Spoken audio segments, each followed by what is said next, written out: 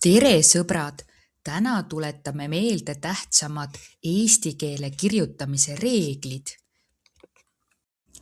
Kui sõna vastab küsimusele, mida teeb, kirjutan sõna lõppu p, jookseb, mängib, õpib. Kui sõna vastab küsimusele, mida teevad, kirjutan sõna lõppu vaad, jooksevad, kõnnivad. Kui esemeid või olendeid on mitu, kirjutan sõna lõppu d, kassid, majad, lapsed. Eesti keeles algavad sõnad tugeva tähega KPT, koer, poiss, tädi. Ainult võõrsõnad saavad alata ka G, B või D-ga.